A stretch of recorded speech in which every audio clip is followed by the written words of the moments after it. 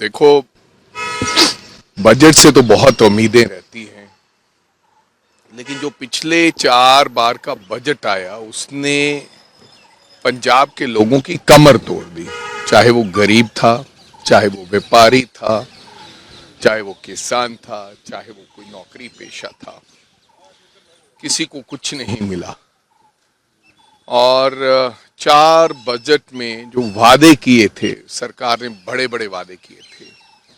कहा था 20,000 करोड़ रुपया था, यूं ही सैंड माइनिंग से आ जाया करेगा।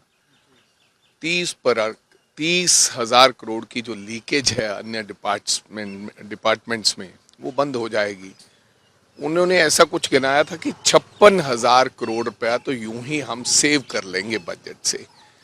सेव तो कुछ नहीं हुआ, लेकिन मेरे को लगता है 1,25,000 करोड़ का जो कर्ज है वो हमें और मिल गया है। यानी कि 4.25 लाख करोड़ रुपए का जो घाटे का बजट आज मेरे को लगता पेश किया जाएगा।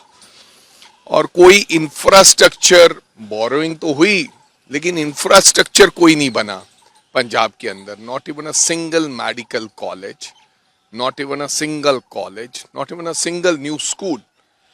तो ऐसे बजट से क्या उम्मीदें लगाई जा सकती हैं? हाँ, ये जरूर सुना है कि अंतिम चुनाव में जाने से पहले इस बजट में महिलाओं के लिए 1,000 रुपया वो दे सकते हैं।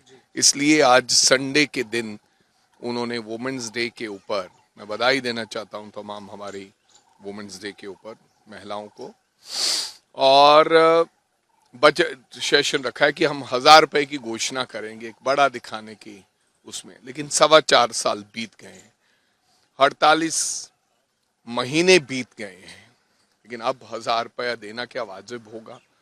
1,000 रुपया दीजिए, आपका धन्यवाद।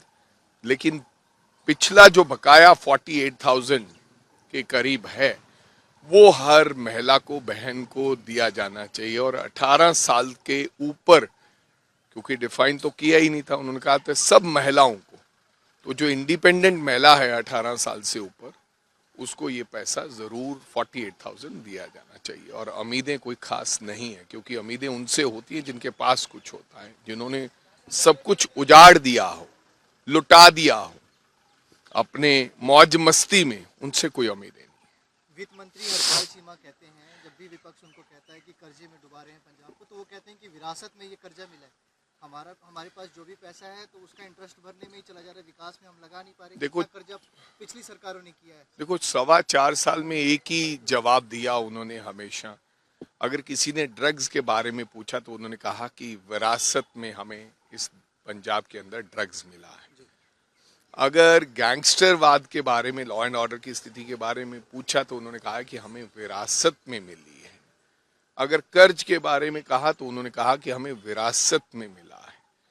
फिर आपने इतने वादे क्यों किए थे? आपको पता होना चाहिए था कि विरासत में अगली सरकार कोई बनाने जा रहा है। मैं आगे भी श्रोमणी अकाली दल को भी कहना चाहूंगा, जो बड़े बड़े वादे कर रहे हैं, 3,000 पेंशन का वादा किया है। जो ताश खेलने वाले लोग होंगे, प्ले कार्ड्स खेलने वाले, उनके गांव में 10 लाख दे दूंगा। तो मेरे कहने का मतलब, ये जो वादे लोग करते हैं, किसने कहा? आप वो कर्ज को देख के वादा कीजिएगा। और कर्ज आपने तो बढ़ा दिया है, और आपको इसलिए ही चुना गया था कि आपकी सरकार आएगी, पंजाब का कर्ज उतरेगा, इंफ्रास्ट्रक्चर बनेगा और पंजाब तरक्की करेगा। आप विरासत में कहकर पंजाब को इस तरीके से मार नहीं सकते कि मैंने कुछ नहीं किया। तो फिर आप काहे के वित्त मंत्री हैं, अगर आपके पास कोई इसका हल नहीं है तो? सर, दूसरा एक नीतीश कुमार पे रिएक्शन लेना चाहेंगे, जैसे सीएम पद को छोड़ना, राज्यसभा की सदस्यता लेना, आप कैसे देख रहे हैं इस पूरे अब ये क्रम को? देखो, ये उनका अपना डिसीजन है कि वो क्या चाहते हैं। मैं इसके ऊपर टिप्पा टिप्पणी क्या कर, उनके मन में क्या है क्या नहीं है। हाँ ठीक है, हम राजनीतिक लोग अपनी अपनी बात कह देते हैं। पता नहीं अब लिया गया है कि छुड़वाया गया है, मर्जी से दिया है, ये तो आने वाले दिनों में समझ आएगी कि किस तरफ कहानी जा रही है। लेकिन आज मैं कैसे कह सकता हूँ कि राज्यसभा उन्होंने ली है कि छोड़ी है कि धक्के से करवाया है? जैसे आपने देखा होगा, उपराष्ट्रपति जी का इस्तीफा मंजूर हो गया था, आज तक वो गुमशुदा की तलाश में है, अभी तक नहीं मिली।